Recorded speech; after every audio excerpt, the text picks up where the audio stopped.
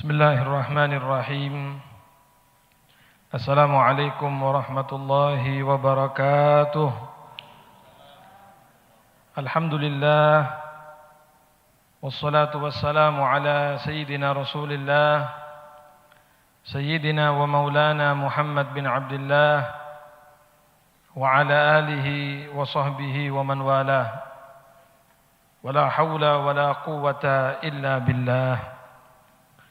Rabbi syrah li sadri wa yassir li amri wahlul 'uqdatam min lisani yafqahu qawli, amma ba'd.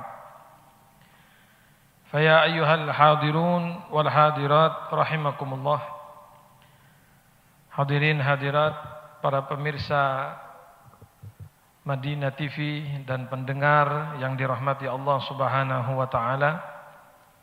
Alhamdulillah, kita panjatkan puji syukur kehadirat Allah Subhanahu wa taala yang telah banyak memberikan nikmat, memberikan anugerah kepada kita, utamanya nikmat Islam, nikmat iman, dan juga nikmat di mana kita menjadi bagian dari umat Nabi Muhammad sallallahu alaihi wasallam.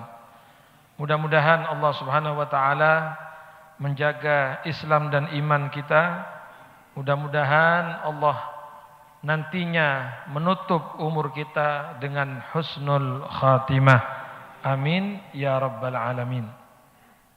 Al-Imam Asy-Syafi'i radhiyallahu an, beliau di dalam salah satu mutiara hikmahnya mengatakan, man ahabba an yuhtama lahu bi khair falyuhsinidh dhanna bin nas. Kata beliau, kata Imam Asy-Syafi'i, barang siapa yang menginginkan, barang siapa yang suka untuk ditutup umurnya dengan husnul khatimah, ingin meninggal husnul khatimah, maka diantaranya adalah dengan cara selalu husnudzon kepada manusia. Husnudzon kepada semua manusia. Jangan pernah meremehkan orang. Jangan pernah merendahkan orang, siapapun Anda, apapun jabatan Anda, sehebat apapun Anda, ya, jangan pernah meremehkan orang, hadirin.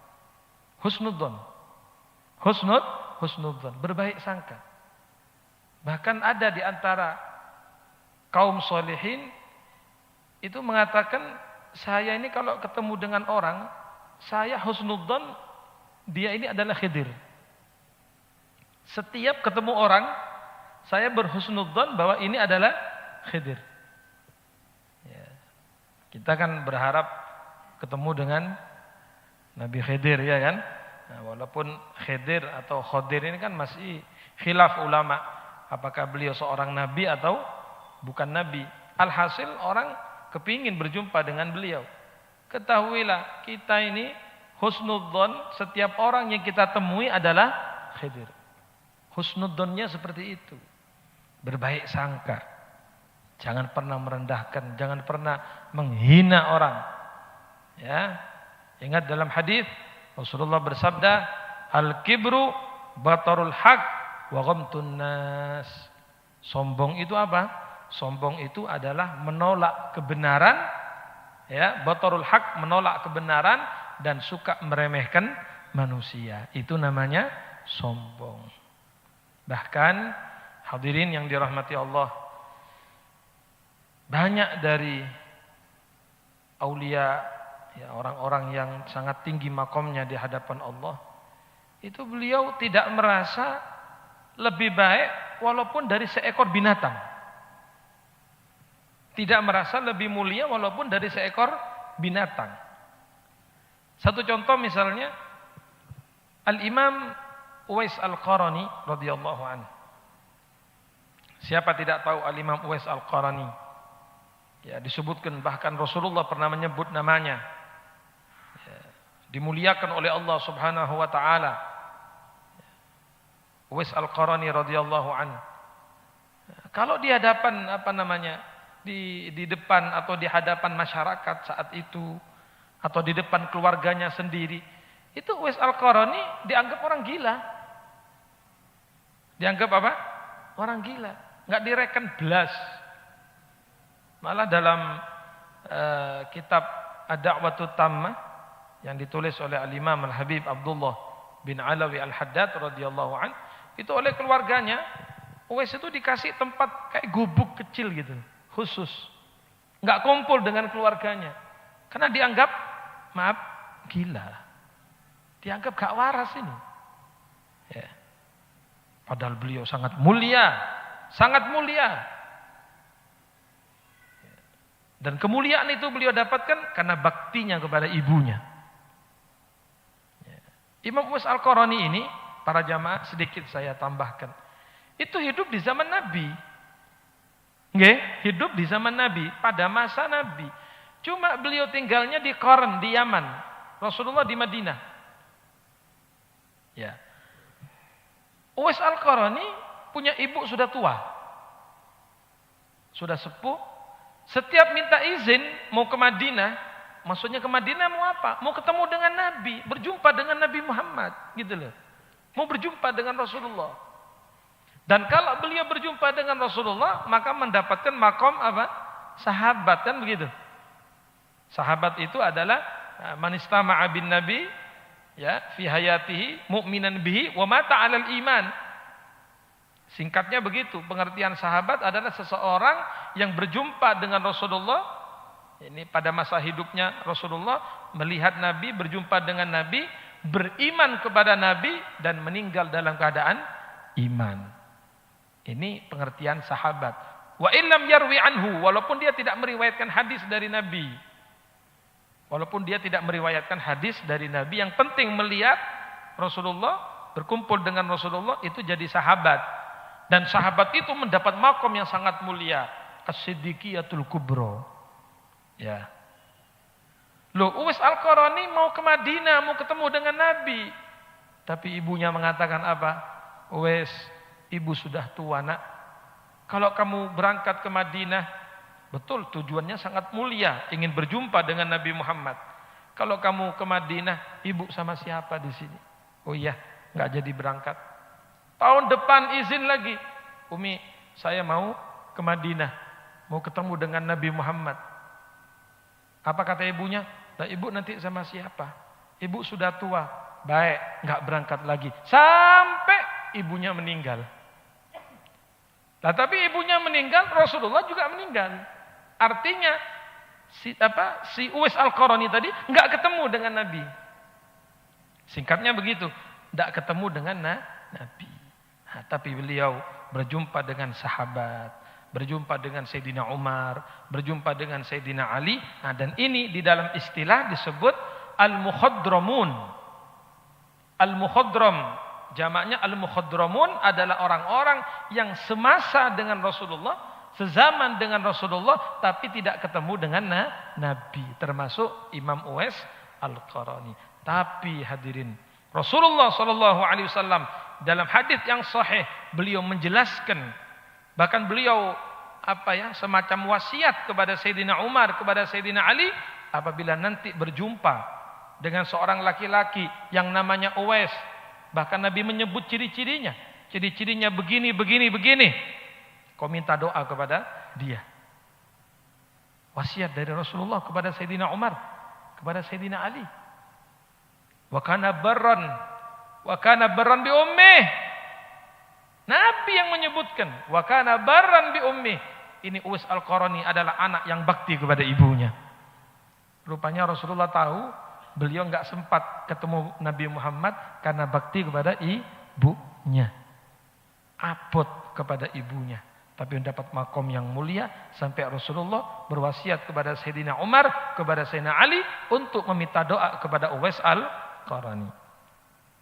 Tapi beliau di depan orang di depan masyarakatnya, di depan keluarganya dianggap orang gila. Enggak waras hadirin. Coba bagaimana enggak dianggap orang gila? Itu Imam Uwais Al-Qarani kadang mengais-ngais tempat sampah. Mengais-ngais dari tempat sampah. Pernah waktu beliau mengais tadi itu, ya mungkin wallahu alam, apa makan dari sisa-sisa atau bagaimana, wallahu alam. Ada anjing datang. Apa kata beliau? Apa kata Imam Uwais Al-Qarani? Kata beliau, wahai anjing, kau makan di tempat kamu, saya makan di sini. Kita tidak saling mengganggu. Kul ma yalik wa ana akulu ma yalini. Kamu makan yang dekat sama kamu, saya makan di sini. Ketahuilah wahai anjing, aku tidak merasa lebih baik daripada kamu. Ini loh orang tawaduk namanya ini. Saya tidak merasa lebih baik daripada kamu wahai anjing. Karena penentunya besok. Kata Imam Uwais, kalau besok di hari kiamat aku berhasil lewat di atas jembatan Sirat, lolos, berhasil, aku masuk ke dalam surga, baru aku lebih baik daripada kamu. Karena aku sudah masuk surga. Sementara di anjing tidak ada di surga tidak ada anjing. Hanya satu katanya. Ya, ada riwayat hanya satu anjing yang masuk surga, yaitu anjingnya siapa? Ashabul Kahfi. Namanya Kitmir. Jangan keliru ngasih nama anak ya. Siapa nama anaknya? Kitmir. Itu namanya anjing. Itu namanya anjingnya Ashabul Kahfi. Namanya Kitmir. Ya, yang ikut ditidurkan oleh Allah 309 tahun. Ikut tidur itu. Itu saja katanya anjing yang masuk surga. Wallahu alam. Nah, kata Imam Uwais, kalau aku sudah berhasil masuk surga lewat di atas jembatan Sirat, lolos masuk ke surga, baru aku lebih baik daripada kamu. Tapi sekarang aku nggak tahu, kata beliau. Nggak ada kepastian. Makanya aku dan kamu ini sama-sama makhluknya Allah. Aku tidak merasa lebih baik dari engkau wahai anjing. Subhanallah. Nah, pernahkah kita seperti itu? Jangankan anjing, sama orang tua kita sendiri kita merasa lebih baik kadang-kadang. Ini ibu tidak pernah mondok. Kalau saya mondok 200 tahun katanya. Ibu mondok din 200 tahun. Terus kalau anda sudah mondok, anda merasa lebih baik daripada yang tidak mondok. Terus anda yang sudah punya ilmu merasa lebih baik daripada orang yang tidak pernah belajar. Apa begitu? Terus anda yang pakai imamah misalnya 100 meter pada ben gedeng jangan yang Madura. Berarti anda merasa lebih baik dari yang tidak pakai imamah. Apa begitu? Siapa yang pakai serban, apa merasa lebih baik daripada teman-teman yang tidak pakai serban? Apa begitu? Apa kita yang pakai gamis, pakai jubah, pakai ini, pakai itu lebih baik daripada yang tidak pakai itu semua? Apakah kemuliaan itu hanya dilihat dari pakaian? Hadirin? Apa begitu? Tidak. Maka Allah berfirman, "Fala tuzakku anfusakum, huwa a'lamu bimanittaqo." Enggak usah sok suci kita ini. Jangan merasa paling bersih. Allah yang lebih tahu siapa di antara kita yang paling bertakwa kepada Allah. Mungkin apa enggak? Oke, kita memang lihat dohir ya kan. Kita ini kan hidup di dunia ini berarti dohir, luar. Yakni casingnya. Kalau casingnya bagus, wah ini sepertinya bagus. Padahal dalamnya belum tentu. Ya kalau casingnya kayak iPhone, tapi begitu dibuka, waduh, Cino wandadano ya, merek apa ini? Casing aja bagus, casingnya aja kayak malaikat, casingnya aja kayak orang soleh, tapi dalamnya wallahu a'lam. Jadi intinya apa? Jangan pernah meremehkan orang. Wis, itu aja. Apapun yang anda pakai, apapun yang anda kenakan, bukan berarti anda lebih mulia daripada orang lain. Mungkin apa enggak? Mungkin apa enggak? Walaupun anda dipanggil ustadz, anda dipanggil tokoh masyarakat, anda dipanggil tuan, dipanggil apalah itu panggilannya, lalu anda merasa lebih hebat dari orang, jatuh anda di hadapan Allah. Man tajabbara wada'ahullah. Siapa orang yang merasa lebih hebat, merasa tinggi, maka dia akan direndahkan oleh Allah. Wa man tawadu'a lillah rafa'ahu Allah. Tapi kalau kita tawadu karena Allah, untuk Allah, Allah akan angkat derajat kita. diangkat hadirin. Makin tawadhu, makin diangkat oleh Allah. Gitu loh. Jadi jangan merasa lebih hebatlah dari orang. Jangan merasa lebih pandai, lebih alim, lebih soleh. Enggak usah. Enggak usah begitu. Apalagi niat mau ngetes-ngetes. Ini Ustaz iki sak piro ilmune iki ya. Kiai iki sak piro iki dites. Pura-pura nanya padahal sudah tahu jawabannya ya kan? Pura-pura tanya. Tidak perlu begitu. Ya. Kita sering menyampaikan di beberapa majelis. Kalau dakwah itu ibarat batu yang besar. Dakwah itu ibarat batu yang besar. Kalau diangkat satu orang, berat hadirin. Nggih, berat. Kalau ada 2 orang, mulai agak ringan. Ada 3, tambah ringan. Ada 4, tambah ringan. Ada 10, tambah ringan. Dakwah ini dibawa bersama-sama. Dakwah ini dibawa bersama-sama. Para kiai, para ulama, orang soleh, para habaib. Ayo bersama-sama. Kan begitu. Gini apa enggak? Kita mau bawa sendiri. Abot. Kalau ada yang muncul satu. Wah ini ngerebut lahan saya ini. Oh ya parkiran aja. Ngerebut lahan. Merebut lahan apa? Sama-sama berdakwah. Menyebarkan agama. Mengajar, menyebarkan Islam, ya kan? Ayo angkat bersama-sama ini dakwah. Angkat supaya ringan semuanya. Jangan saling hasut, saling benci, saling iri. Enggak perlu begitu. Enggak perlu menampakkan Anda punya ilmu, biasa aja. Enggak perlu menampakkan saya ini orang paling top di sini. Enggak usah. Yang bikin orang cinta kepada Anda Allah. Dan buat catatan kita masing-masing. Allah membuat orang-orang cinta kepada kita karena Allah menutup aib kita. Allah tutup kita punya kekurangan. Allah tutup kita punya aib. Kalau Allah buka aib kita, demi Allah nggak ada orang mau haji. Nggak ada orang mau ngaji di sini. Nggak ada orang mau cium tangan kita. Betul apa enggak? Ayo kalau dibuka semua sama Allah, diudal semua aibnya. Siapa yang mau dekat sama kita? Siapa yang mau cium tangan kita? Nggak ada. Alhamdulillah aibnya ditutup sama Allah. Betul? Ditutup kekurangan kita. Sehingga orang melihat kita. Masya Allah. Oh ini ustadz. Oh ini ulama. Oh ini orang soleh. Orang menghormat kepada kita. Karena Allah menutup aib kita. Nah, jadi janganlah merasa lebih hebat dari orang. Jangan. Ayo dakwah ini bersama-sama. Kita junjung. Ya kan? Supaya ringan dakwah ini. Niat apa? Niat meseneng kanjeng Nabi. Niat membunga kanjeng Nabi. Niat untuk menyenangkan Rasulullah. La ghair. Jangan ada niat lain. Niat menyenangkan Rasulullah. Nabi senang. Nabi akan bahagia. Melihat umat ini rukun. Masya Allah. Ulamanya rukun. Ustadznya rukun. Kiainya rukun. Senang Rasulullah. Ya, itu betul-betul al-ulama warasatul anbiya. Ya kan? Ayo bersama-sama. Ini kalau bahasa Madura, arbu umat. Bahasa Madura, arbu umat. Ya apa supaya umat ini kita rebut, bukan merebut menguasai. Maksudnya kita bawa kepada Allah, kita bawa kepada Rasulullah. Benih arbu jabatan, benih arbu PC, bukan merebut kepingin jadi ini, jadi itu. Bukan merebut kepingin dapat uang, dapat jabatan. Enggak ada, sudah. Arbu umat. Ya apa supaya umat ini kenal kepada Allah, kenal kepada Rasulullah SAW. Ya, saya pernah membaca manakibnya Al Habib Hasan bin Saleh Al Bahr. Ya, beliau itu Anda tahu hadirin, dakwahnya luar biasa. Kalau kita sekarang ini kan, alhamdulillah ya, ustadz sekarang ini masya Allah ada majelis seperti ini. Nggih, ini yang hadir ini juga, orang-orang punya ilmu.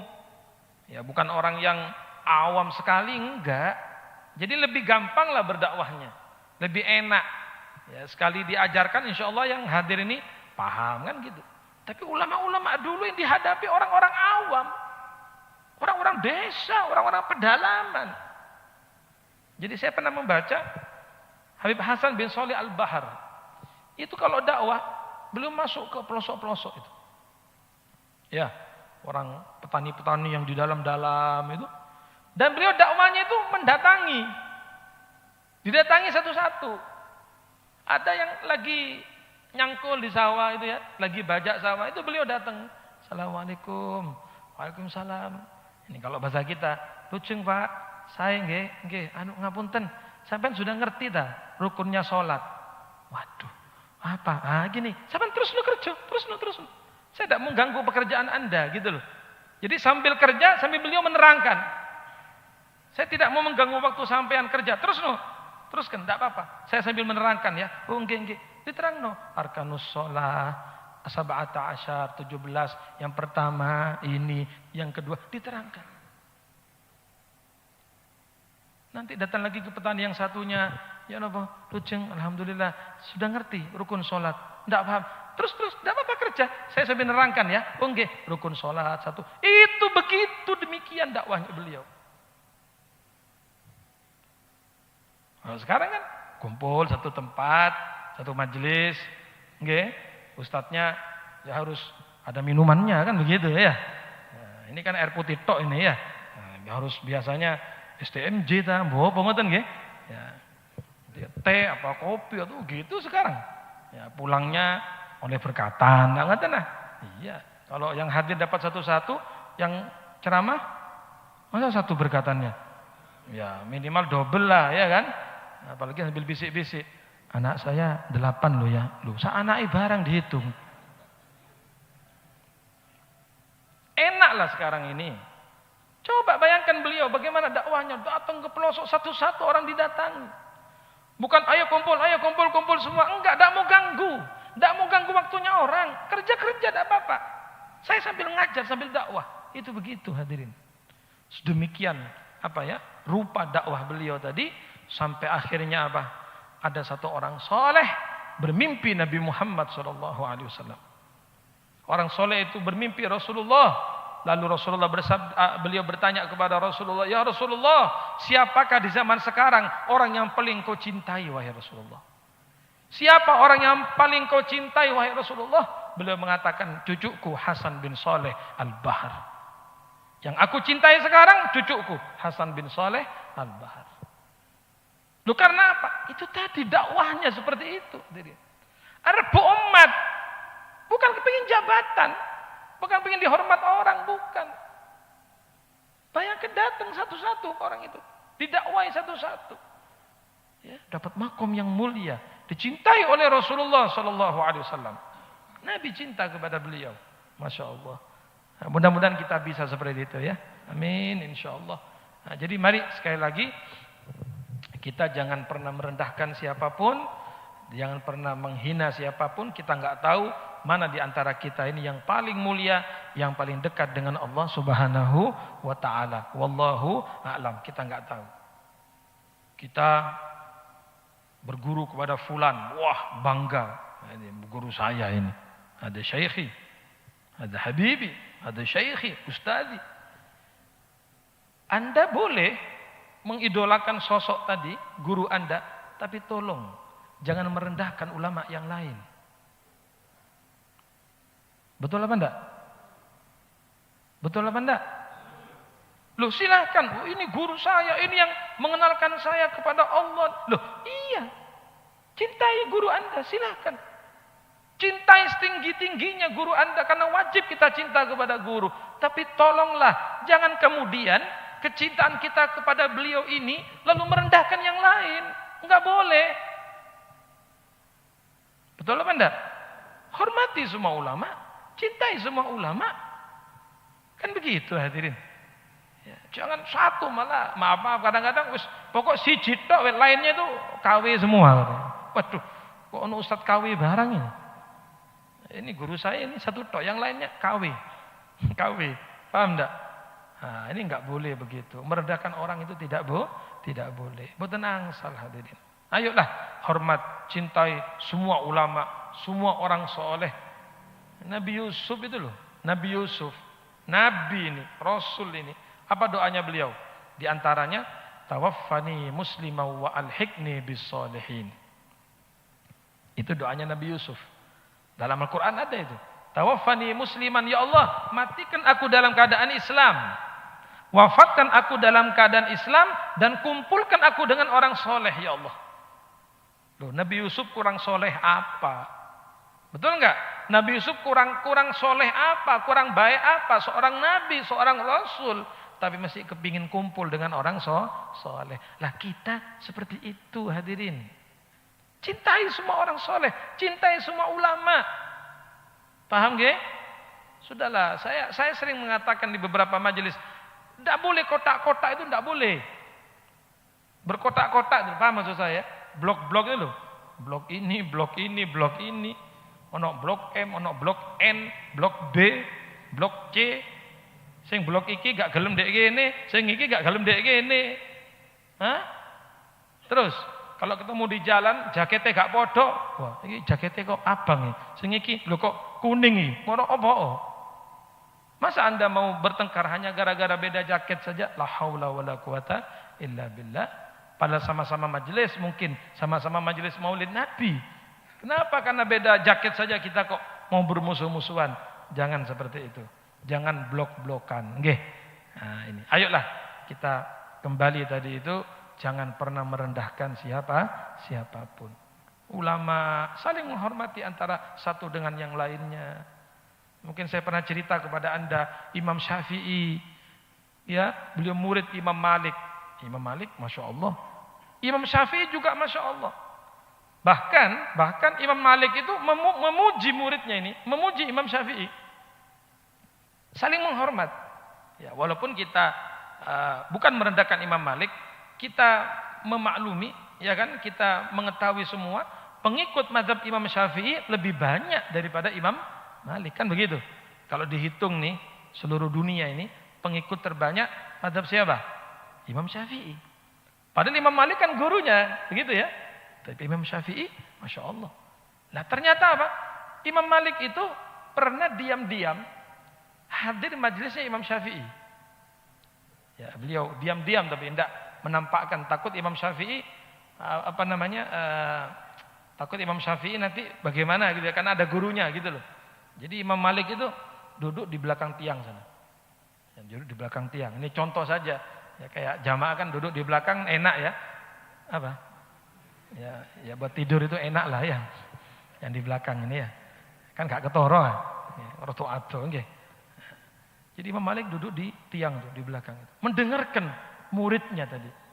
Mendengarkan Imam Syafi'i yang menyampaikan nasihat, menyampaikan ilmu. Itu Imam Malik kagum dengan muridnya loh itu. Akhirnya beliau dalam satu riwayat menulis di tiang itu. Ditulis begini, kurang lebih ya, saya kalau salah, wallahu alam. Kurang lebih Imam Malik menulis di tiang itu, man aradal ilman nafis, fa'alaihi bi Muhammad ibn Idris. Atau kama qala. Siapa orang menginginkan ilmu yang sangat berharga, ilmu yang sangat bagus, belajarlah kepada Muhammad bin Idris.